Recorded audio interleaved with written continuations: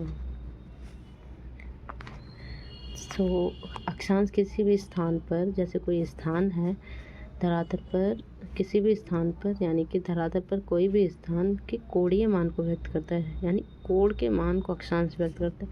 और अक्षांश रेखा के बारे में जानेंगे तो ये काल्पनिक रेखा है, काल्पनिक रेखा है जो धरातल पर समान कोण को मिलाती है और विषुवत रेखा या भूमध्य रेखा के समांतर होती है। यानी कि ये काल्पनिक, ये 0 डिग्री है, विषुवत रेखा है, ये है हमारा अक्षांश। ये समान कोण वाले अक्षांशों को मिलाती हैं, ये ज्वाइन कर रहे हैं। ये धरातल पर किसी भी स्थान विषुवत रेखा या भूमध्य रेखा से कितनी डिग्री उत्तर या दक्षिण में अवस्थित है, इसकी जानकारी भी मिलती है। जैसे हमें फॉर एग्ज़ाम्पल ये 0 डिग्री है, यहाँ से कितनी दूर कोई भी स्थान है, कोई भी स्थान उत्तर या दक्षिण में है, इसकी जानकारी भी हमें मिलती है। लेकिन ये इनफ नहीं है, इसके लिए हमें अभी देशांतर रेखा समझना पड़ेगा।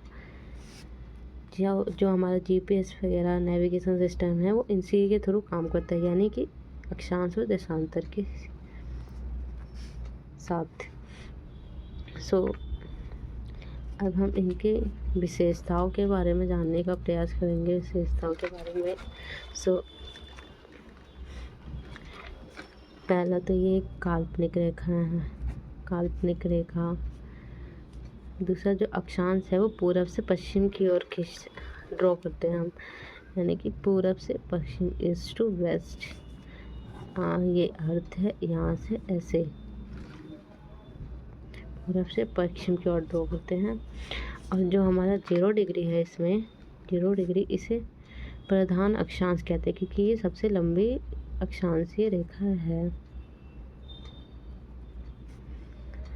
सबसे लंबी है इसलिए। और ध्रुवों पर इसका जो मान है ये थोड़ा धंसा हुआ है, इसलिए इसका ये थोड़ी सी धंसी हुई। वैसे सारी अक्षांशीय रेखा समान है, मगर ध्रुवों पर ये थोड़ी धंसी हुई होने के कारण ये अधिक है। अक्षांशीय दूरी इसकी अधिक है ध्रुवों पर। और जो अक्षांश है, अक्षांश के दो अक्षांशों के बीच की जो अक्षांश हैं उन्हें जोन कहते हैं, यानी कटिबंध। ये कटिबंध को हम 3 टाइप्स में, एक अक्षांश में 3 टाइप्स के कटिबंध होते हैं, जिसे हम दाब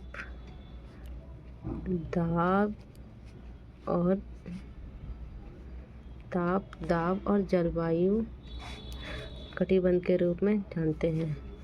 और इंग्लिश में इसे जोन कहते हैं, यानी temperature zone, pressure zone, climate zone.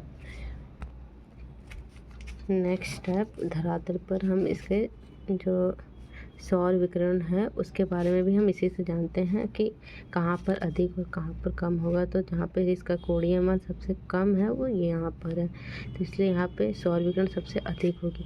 ध्रुवों पर कोणीय मान अधिक है, इस वजह से सौर विकिरण कम होगी, और यहाँ पे सबसे अधिक होगी। तो इसके लिए कोई कंफ्यूजन नहीं होनी चाहिए। नेक्स्ट वीडियो में हम ताप कटिबंध के बारे में जानने का प्रयास करेंगे और देशांतर रेखाओं के बारे में भी।